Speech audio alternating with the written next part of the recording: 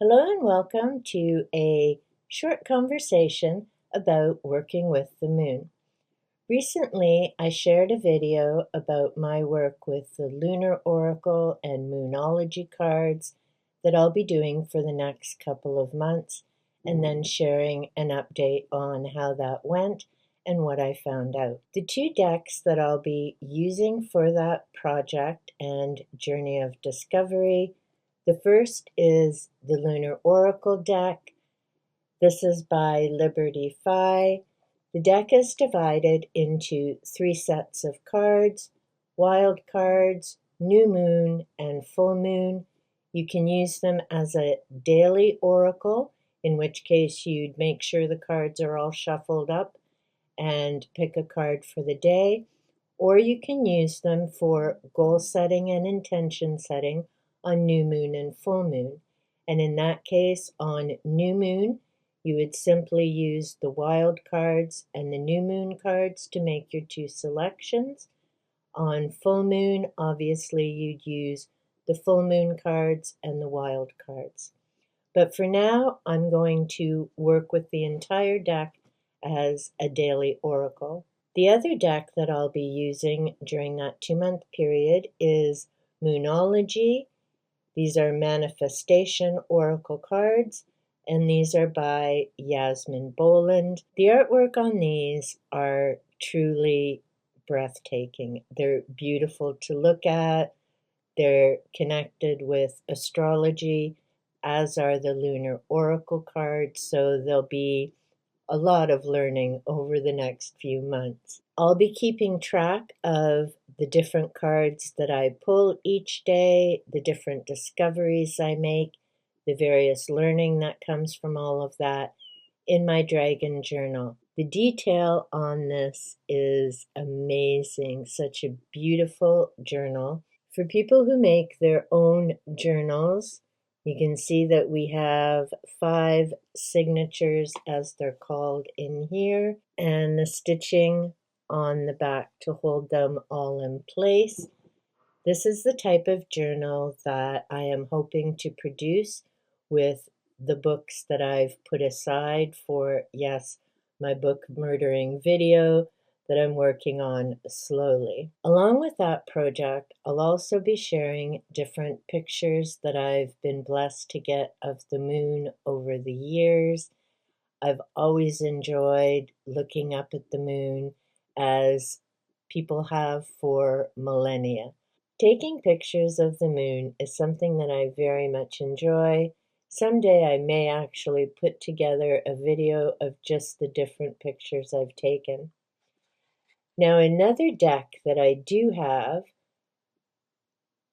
this is called My Moonology. I found this at a psychic fair that I went to.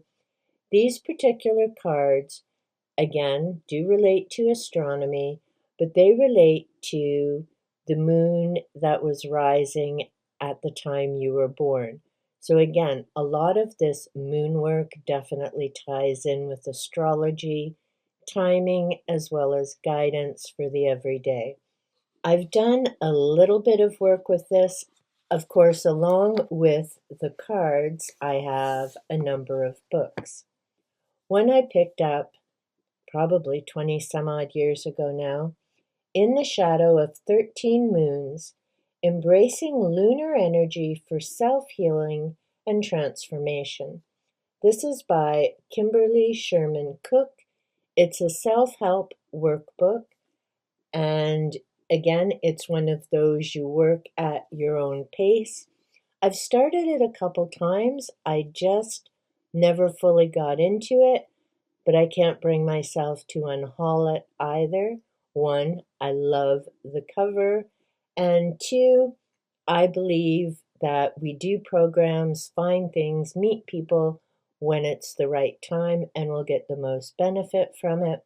So possibly this year or next may be the time that I work through this program.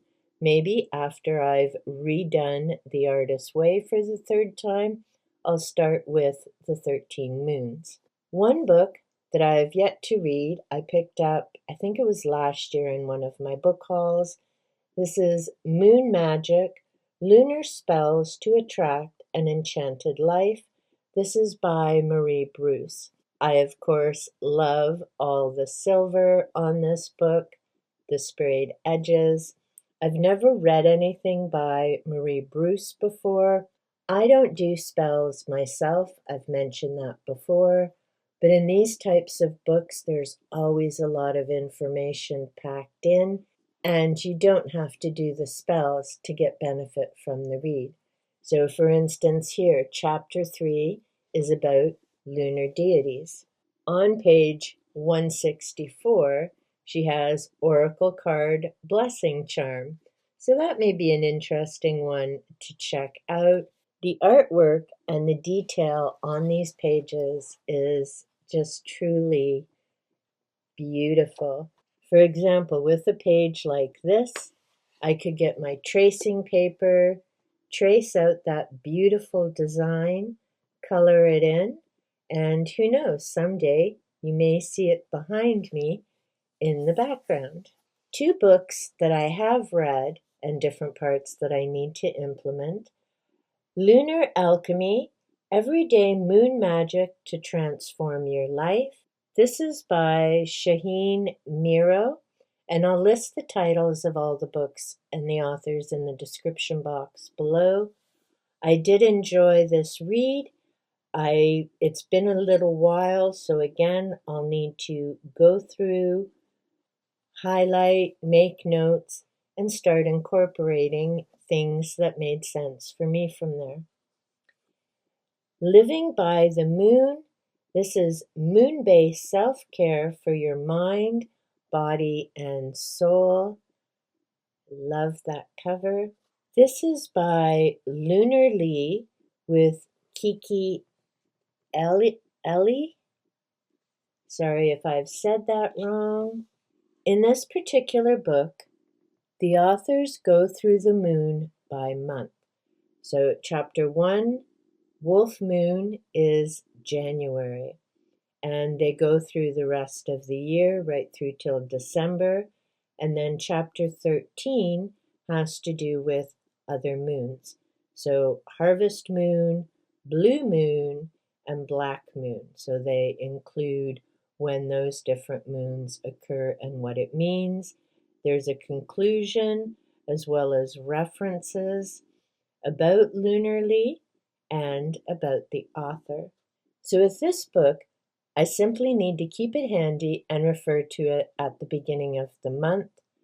I would then make my notes in my Dragon Journal, as this is where I'm going to be keeping all my Moon Oracle notes, so it'll be handy to have it all in one place. Another book that I need to revisit, and this will again tie in with my Moonology and Lunar Oracle, are Mansions of the Moon for the Green Witch, a complete book of lunar magic. This is by Anne Moura. You may know the name Anne Moura from her Green Witchcraft trilogy, 2 books about the craft. The third one is a self-learning program based on her teachings to groups. I believe that's an 8-week series, and I'm pretty sure they're right in here. She's an author that I enjoy. She doesn't make it all woo-woo scary. She gives you the historical background, as if I remember correctly, she does have a degree in history, and that's where she approaches all of this from, as well as her own life experience and path as a green witch. Again, this isn't about doing spells. This is about learning and incorporating different information, and this will definitely tie in with the other moon studies. Now, this book is different than some of the others that either relate to the craft or oracle cards. This is The Secret Influence of the Moon, Alien Origins and Occult Powers. This is by Lewis Proud. I read this a number of years ago. I was really looking forward to the read, and of course this ties in with Hancock and Sitchin and UFOs and all those other books that I've been reading in the last couple of years. I love the cover because, of course, it's a beautiful shot of the full moon. But I can't say I was that impressed with the work itself.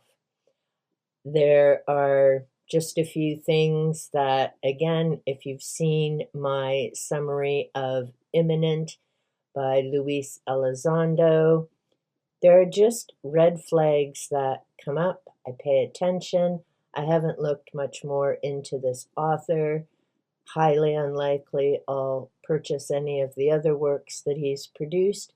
But in any case, again, there is some information here that is of benefit, and I can tie in and incorporate that with some of my other reads.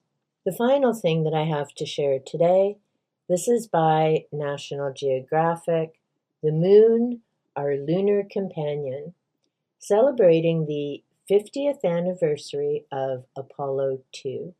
I'm old enough to remember when that first moon landing happened, the excitement, the thrill, all of that. It's the one bonus to being 62 years old.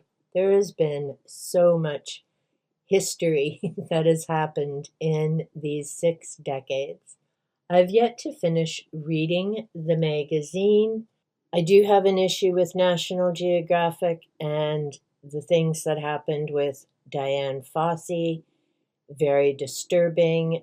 Yes, I did read her book, and I am aware that she disappeared, and I don't think there have ever been any conclusions to what happened there. I'm not sure.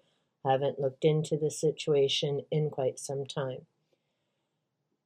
But I did purchase this, even though it is produced by National Geographic, because whatever other issues I do have with them, their magazines over the years have brought a lot of information and insight into various cultures and numerous things that happen around the world.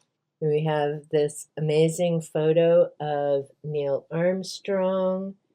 This is the Apollo 11 commander. We have a photo of the last group that went. They were Apollo 17. And I've also recently been reading a book by Edgar Mitchell, who was also one of the astronauts who made it to the moon and actually had a chance to walk on the moon. Let me know in the comments down below. Do you have different books about the moon, authors that you would suggest or recommend?